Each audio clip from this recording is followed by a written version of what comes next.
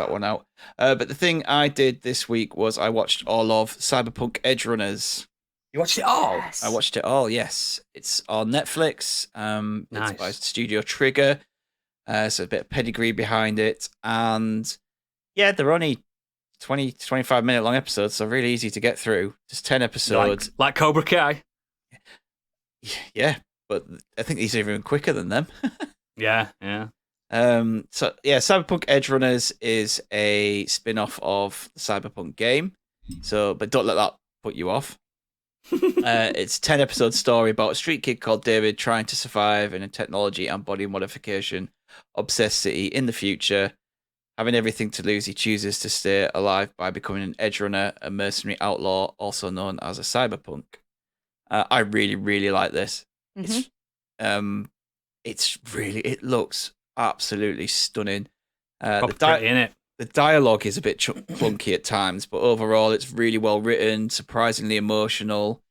Like I say, the animation is probably the real hero of all this. It's crisp, it's vibrant. The aesthetics and the violence remind me of those 80s and 90s mangas.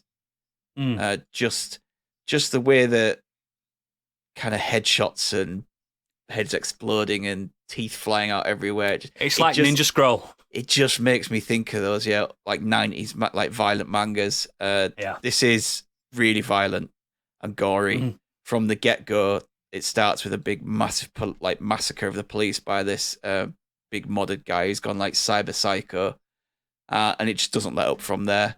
It's full of like sexual references and stuff in it as well, so there's a lot of anime boobs and stuff in there. And it's a 12.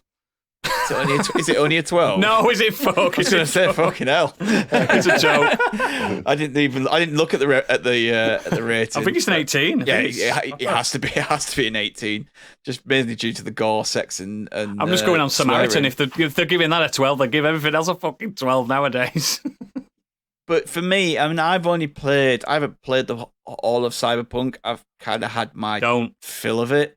But Night City and the modding culture feels way more realized than the game ever represented. It establishes like a fully fleshed out world really quickly. I think having the freedom with animation to do whatever they want, which obviously the game is limited to what they've designed for it. But because this is a animated TV show, they can just go wild and weird and wonderful with all their kind of modifications and stuff that they want to do with it. It's really cool. I really like the way that when the characters do go cyber psycho, like the way that it's done visually is really well done. It made me laugh because when they do go, it's basically when someone gets modded too much. Yes. It kind of makes them lose the humanity a bit. Yeah, they lose. Yeah, and the brain just goes off. Yeah. And they go psycho, but they glitch, and it just made me laugh because I just kept thinking Cyberpunk glitching. Not a bug, it's a feature. Yeah, but the first half sets up the story really nicely. Like once it gets kicked, so David gets kicked out of school, and he's set up in this really nice school for the Osaka the kind of train corporation. Corporation. But he gets kicked out, and his mum dies, and he's kind of left having to decide what he needs to do. Kicked out of his home on the streets, and so he obviously joins this gang. And once he gets kind of joined into them, it becomes really fun and breezy. Like for the first half, at least, like the way that David gets pulled into the gang and how he feels the need to live out the dreams of his mother and his mentor. It's really well conveyed. There's a really fun montage episode which kind of shows him being initiated into the gang and doing all these things, and the characters and all the characters within the gang are really fun. I really like them. Second half's a bit more downbeat and action heavy, and the ending is like, it's not unexpected, but it's really beautifully done. Like really, really good. It's a shame really that it's a limited series, but I would like to see them do more and just tell different stories within Night City, because I know you've got different gangs, different factions. You could do something based within the corpo world. You could do one. Is it Nomads? Is that the other one? Nomads, yeah. The Outsiders. So you've got all these different things in and around Night City that you could do, because for 4 hours of TV, it's really good, and the animation is amazing. Like the colors in this and some of the music and stuff, it's stunning. Apart from the theme song, for some reason they chose Franz Ferdinand. That was a bit of a weird choice, wasn't it? I thought that was odd as well. Does not go with the setting, but no. Skip the intro, don't matter.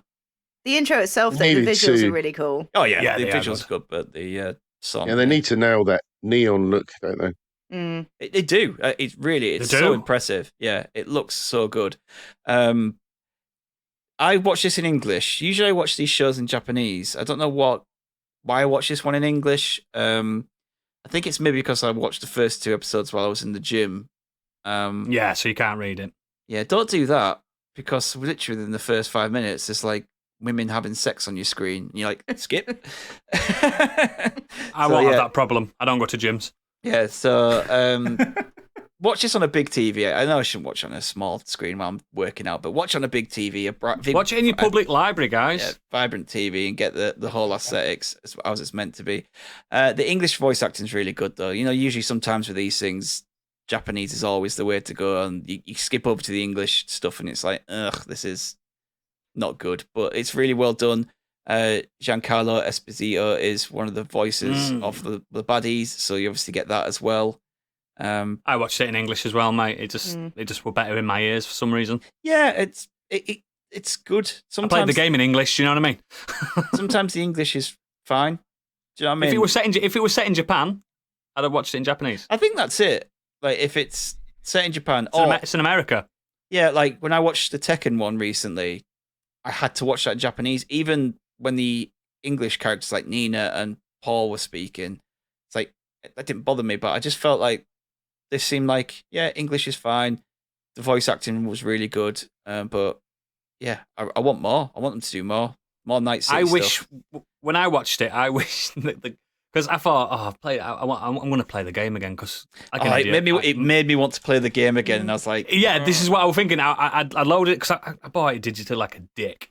And I loaded it up. I've got the PS5 upgrade and that. And then I thought, oh, shit, the story's crap in this. I wanted it to be the story from the show. I hate the story. They have added Edgerunners DLC, though, haven't they?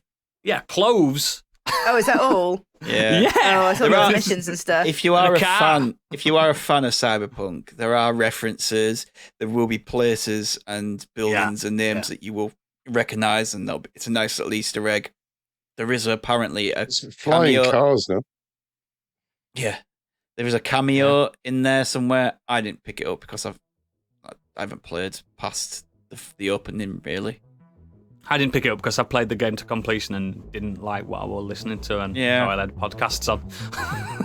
I fucking shit. Thought it was great, really good, and the cyber world is really well realised. So I've got the last episode to watch tonight. So.